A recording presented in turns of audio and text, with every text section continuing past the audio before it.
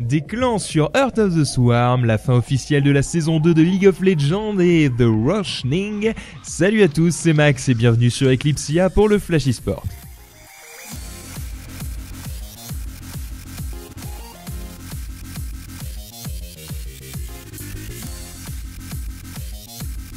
Pour ceux qui ne le savaient pas, il sera possible de créer des clans dans StarCraft 2 Heart of the Swarm, et nous avons déjà pu en avoir un léger aperçu un peu partout sur la toile.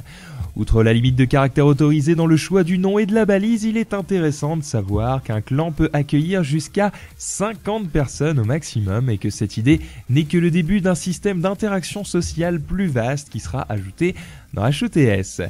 Un système de groupe pour ceux voulant une approche plus casual est d'ailleurs en étude, bref, plus d'infos dès qu'on en a et on espère ne pas être déçus.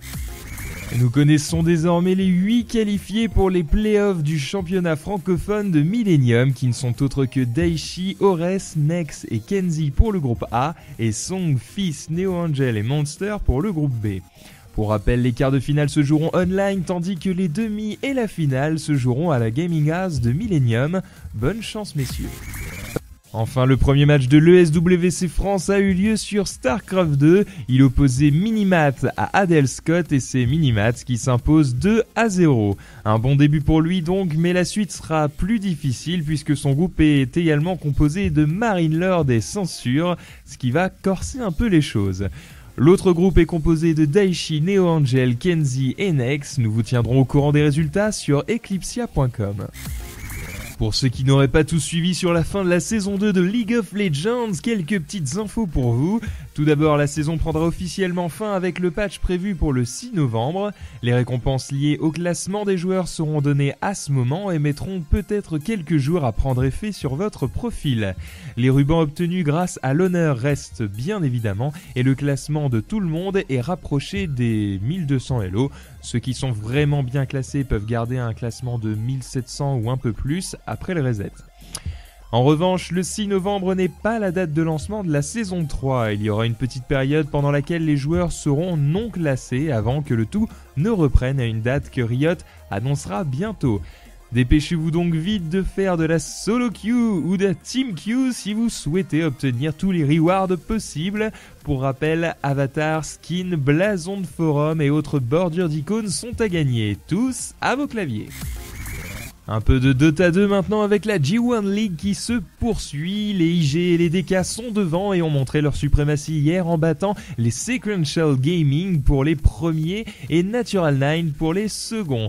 On attend beaucoup des équipes chinoises sur la scène et celle qui est censée participer à l'ESWC est d'ailleurs toujours inconnue. Pour rappel, les IG ont gagné The International 2 contre les Na'Vi en septembre dernier sur le score de 3-1.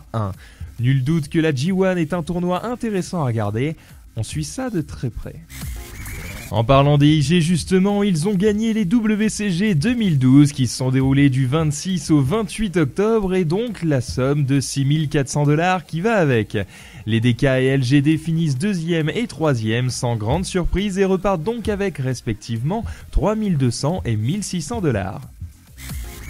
Enfin, pour ceux qui n'avaient pas vu, la map Halloween est disponible sur Dota 2, remplie de citrouilles, bonbons, pierres tombales et autres monstres fantomatiques, verts et gluants. Elle apporte avec elle un nouveau mode de jeu nommé le Dire Tide. Découpé en 3 parties, à savoir le Sugar Rush, le Trickster Awakens et le Candy Chaos, la mise à jour promet bonbons et œufs.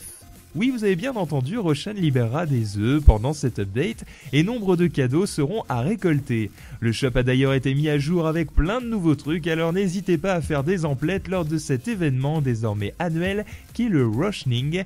Bon jeu sur Dota 2. Voilà, le Flash eSport c'est fini pour aujourd'hui, on se retrouve lundi pour plus de news sur Eclipsia. Allez, tard plus.